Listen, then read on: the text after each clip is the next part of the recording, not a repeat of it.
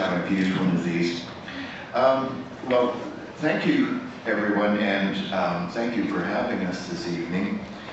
I'd like to start out by... This one thing's going to throw me.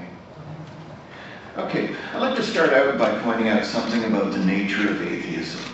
Some people ask the question of whether or not atheism is a religion or a worldview or something like that. I'd have to disagree. It seems to me the term atheism does the same job as any negative term does. That is, that it groups a group of things together by something that they lack. In this case, the atheist lacks belief in a theistic God. Now, it's possible that atheists may not have anything in common, but we usually do. We usually are naturalistic, secular, and materialist.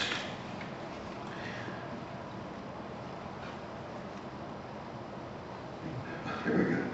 Now, there's one issue I'd like to try and settle if at all possible, but I don't imagine I can. Dr. Craig and I fundamentally disagree on the issue of the burden of proof. Dr. Craig asserts that the atheist has a case to make here, that I have to somehow prove to you that God does not exist. So let me run you through this issue of the burden of proof and give you an idea of where I stand on that. Okay, first, the claim he's making is that the atheist must prove that God does not exist. Now, I want you to consider this scenario. What if we had a world in which no one had the theistic belief? There was no concept of a theistic God. Everyone would be by default an atheist. We might not have the term theism or atheism, but that wouldn't matter. Now, what if somebody were to come along and somehow come up with the concept of a theistic God? Would the reaction of everyone else immediately be to start to work at disproving this God? I think not. I think the first thing people would want is some clear evidence that this concept represented anything about reality. Now, I want you to ask, who is responsible for proving what here? Now, the claim that's made by Dr. Craig is that both the atheist and the believer are responsible for proving something in this dispute. Now, I want you to ask why. For the theist, it's because they make a claim to existence. And the standard reading of the burden of proof issue is simply that if you make a claim that something exists, you're responsible for producing some kind of evidence for it. Now, by contrast, if you're not making such a claim, well, it would seem that you shouldn't have to, but Dr. Craig is asserting. So why? Well, it seems like the atheist is obliged to prove something for no better reason than that someone else happens to believe something else. Now, let's try this out. Let's imagine, for example, someone were to believe in fairies. Now, if someone believes in fairies, does anyone here immediately feel the urge to run out and start disproving the existence of fairies? Now, I trust you're not going to do that. It would be a complete waste of time unless you've got some reason to think fairies might exist anyway. So, in other words, is it credible to ask you to disprove the existence of fairies simply because someone else happens to hold the position that they exist? And you're obliged to do this simply to not believe in fairies. Obey. Okay, now, but there's a phrase you've probably heard here, and it's this. So what about this idea that the absence of evidence is not evidence of absence? Now, that might apply in some circumstances, but let me point out something to you. There's an alternate case, and that is that the absence of evidence that should be there actually does prove to be evidence of absence. Now, what I'm thinking about is the fact that any good hypothesis about the world should give us some reason to think that the world is different in some respect. So the world with God in it should be different in some detectable way from the world without God. So the real question behind the burden of proof issue is whether or not theism is actually a substantive hypothesis at all. Now, what we need to see is whether or not there actually is any kind of difference between these two worlds, the world with God and the world without God. Now, I'd suggest to you that there's a common course that people recognize in disputing about God, and that is that we start out with a bold hypothesis that there is a substantial difference between the world with God and the world without God. But this, in the course of meeting objections, is often whittled down to simply a claim that the world actually looks the way it does because God did it somehow. So in other words, a bold claim about the nature of reality gets whittled down to essentially nothing. Okay, now I'd like to give you two basic points for the atheist case. One follows straight out of the discussion of the burden of proof that I just gave you, and that is, does the world show any definitive sign of God's presence? Now, I think I'd like to argue ultimately through at least one of the arguments I'm going to give you here, and through my objections to Dr. Craig's case, that essentially there is no real definitive difference that can be detected to demonstrate that God exists. Now, that's an empirical case. Now, I'm not going to give you, for the most part, nice little deductive arguments like Dr. Craig has. And that's because, as far as I can see, deductive arguments actually only tell you what your assumptions are in the first place. They're a way of expanding and discovering parts of your assumptions that maybe weren't obvious in the first instance. In other words, I don't think we actually learn anything new about the world as a result of deductive argument. Now, my other case would be the idea that God is an incoherent concept, and this will be a conceptual case. And it's there that I'd like to start first. Now, coherence is the idea of things holding together. So a claim of incoherence in a concept is essentially simply the claim that things in that concept don't hold together logically. Now, the problem is that if we can find an incoherence in the concept of God, this will either prove that God does not exist, cannot exist, or that it's unclear exactly what it would mean to claim he exists. How do we understand this claim? So let me run you through some standard claims about the incoherence of the concept of God.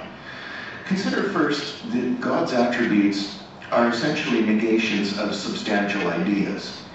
In the first place, God being all powerful essentially means only that God is powerful without limit. So he's not this strong, he's not that strong. He's powerful in some way that has no limits that would allow us to define him. The same goes for all-knowing. His knowledge is without limit, and being all good is good without limit. He's also non-spatial. He's not confined to any point in space or to any area of space. He's also immaterial. He can't be located as one of the objects in this room, for example. And he's internal in being not limited in time. Now, once you've taken all of the limits off of these substantive concepts, you're left with a concept that is essentially indistinguishable from nothing. God, after he's defined this way, is essentially equivalent to nothing. Now let me go on to suggest that there's some incoherence between some of the attributes that is given to God. So we're looking at contradictory qualities, qualities that can't exist together. Omniscience is perfect knowledge. Now let me give you some examples of problems with God knowing all. For example, can God make a slap shot? Can God know how to make a slap shot? Now what do you need in order to know how to make a slap shot? Well, you need a body, don't you? You need to be able to exist in space in order to do that. So this is going to conflict with God being corporeal. God can also not know the feeling of lust. That would require knowledge of emotions. And of course, God is morally perfect, so he doesn't experience these limitations. Can God know fear or despair? Well, what could make God fear? What could make God despair? Of course, the problem is God's all-powerful, so he has no reason whatsoever to fear or despair over anything.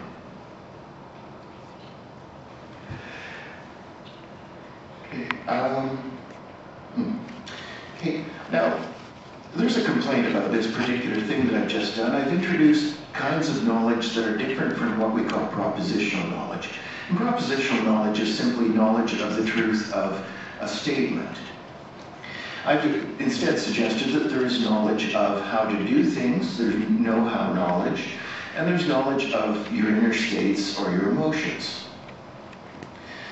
So the slapshot would be an example of how-to knowledge. Knowledge of what lust, fear, or despair is knowledge of emotion.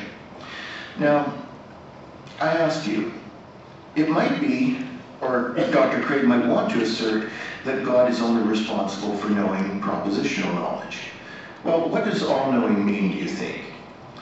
Does it mean only to know the truth of any given statement, or does it also mean to know anything that's plausibly considered to be knowledge? I sort of know how to make a slapshot, not a good one or anything like that. I know what lust feels like, I know what fear and despair feel like. Now, why would it be that an all-knowing being is not expected to know these things? Why aren't these legitimate claims to knowledge if I can know all these things? And believe me, I'm incredibly limited. So why isn't this legitimate knowledge? Now, the sum here is that claiming that God is omniscient conflicts with his incorporeality, his moral perfection, and his omnipotence. So that should indicate that God is in fact an impossible object or something that cannot exist. Let me try another version of this. It's said that God has created beings with free will, and he's done this out of his omnipotence, perhaps. Well, let's consider this. Can God create a free being? Well, let's take the alternatives. Either he can or he can't. If yes, there's something God can't control. If no, there's something God can't do. So either way, God is not omnipotent if he can or if he can't create a free being. Oh. Okay, come on back. Okay, so the typical response to this claim is that God can control free beings, but he chooses not to because we have to go out there and act on our own, enter into free relationships with him, and act morally. We need freedom to act morally. Now, that instead conflicts with his omnibenevolence. Since after all, if there's an evil will out there, God is all good. Why would an all-good being not want to control an evil will?